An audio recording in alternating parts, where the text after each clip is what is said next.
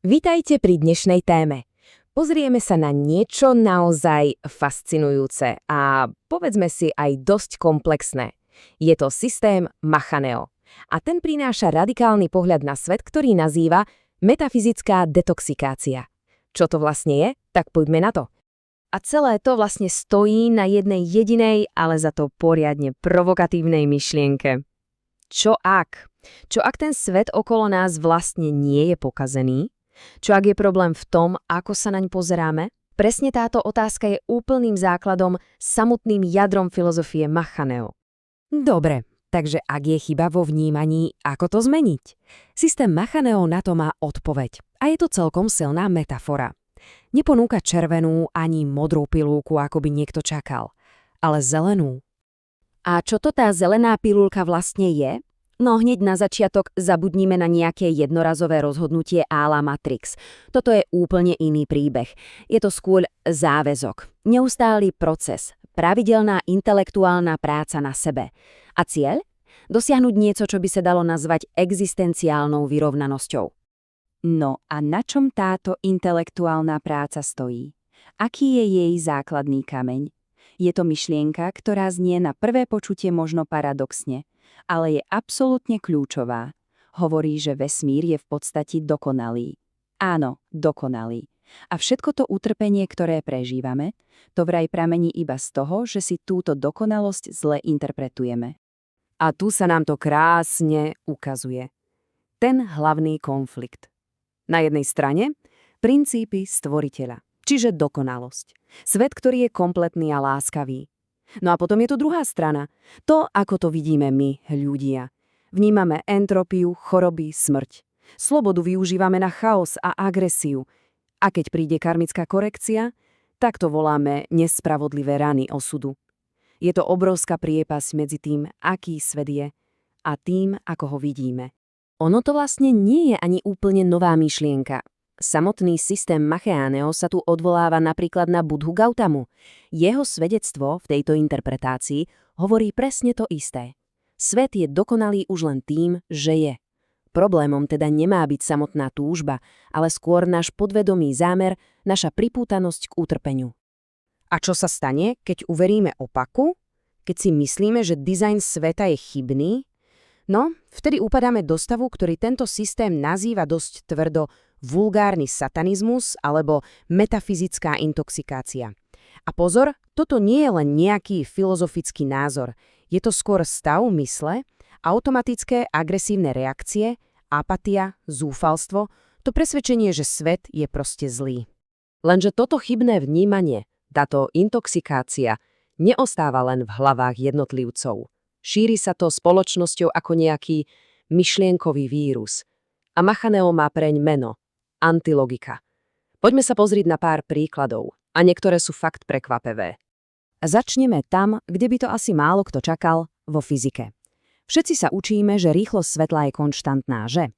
No podľa tohto pohľadu je to príklad antilogiky. Prečo? Pretože to vraj ignoruje fakt, že svetelný front sa nerozširuje len lineárne, ale v objeme. A v objeme so zrýchlením. Takže to konštantná je veľké zjednodušenie. Dobre, z fyziky skočme na niečo úplne iné, na futbal. Zdá sa to zvláštne, ale aj tu systém vidí antilogiku. Konkrétne v pravidle o offside. Je to vnímané ako umelé obmedzenie, ktoré proste deformuje strategickú krásu a logiku hry. Vraj to ide proti prírodzenej dynamike a tým hru vlastne ochudobňuje. A teraz asi ten najviac provokatívny príklad antilogiky – vzdelávanie. Škola je tu vnímaná nie ako miesto rozvoja, ale ako systém metafyzickej kastrácie. Silné slová však. Pointa je, že má systematicky potláčať prirodzenú zvedavosť a vôľu učiť sa. Tým vlastne formuje ľudí tak, aby sa dali ľahko ovládať. Takže ak je problémom toto vnímanie, táto antilogika, ako z toho von, no riešenie podľa tohto systému nenájdeme niekde vonku. Musíme sa pozrieť dnu. Cesta vedie k jednej veci. K prekódovaniu vlastného vnútorného dialógu. A tu máme dva úplne odlišné svety. Dva dialógy. Ten prvý, toxický, je plný obviňovania, podráždenosti, premieta agresiu do sveta a končí v zúfalstve. Ten druhý, dialog perfektného, je o niečom inom. Je to o intelektuálnom úžase, o snahe minimalizovať nedokonalosť vo vlastnej práci a postupne môže prejsť až do stavu tichého poznania. A ako by mal taký deň perfektného vyzerať v praxi? Je tu taký checklist. Začína to zobudením, s pocitom základného komfortu, že žijeme v dokonalom svete. Potom plnenie si profesionálnej povinnosti, ale s cieľom minimalizovať nedokonalosť. Kľúčové, nula vnútornej či vonkajšej agresie. Následne realizácia osobného potenciálu cez nejaké kreatívne hobby a nakoniec zaspávanie s dôverou v planetárny logos. Je to vlastne praktický návod. Dobre, ale kam to celé smeruje? Aký je konečný cieľ tejto, priznajme si, dosť náročnej vnútornej práce? Odpoveďou je stav, ktorý má v systéme veľmi špecifický názov. Je to umolenie. A tu si treba dať pozor na preklad. Umolenie neznamená nejakú podriadenosť alebo poníženie. Vôbec nie. Je to skôr aktívny proces stávania sa malým, skúsme si to predstaviť. Je to ako keby sa obnovila detská radosť a vyrovnanosť, ale zároveň bola obohatená o silu a vedomosti dospelého intelektu. Presne to je ten cieľový stav.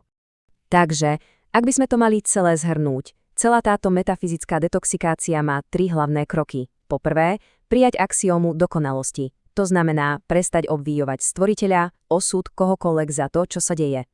Po druhé, prekódovať vnútorný dialog, zastaviť tie jedovaté myšlienkové vzorce a smerovať k vnútornému tichu. A po tretie, a to je kľúčové, aktivovať spolutvorbu, realizovať svoj najvyšší potenciál cez radostnú činnosť, jednoducho tvoriť. A týmto sa vlastne vráciame úplne na začiatok, k tej prvej otázke. Ale teraz to už nie je len teória, je to skôr osobná výzva. Ak príjmeme, že svet je už teraz v tejto chvíli dokonalý, tak potom čo je tá jediná vec, ktorá naozaj potrebuje zmenu?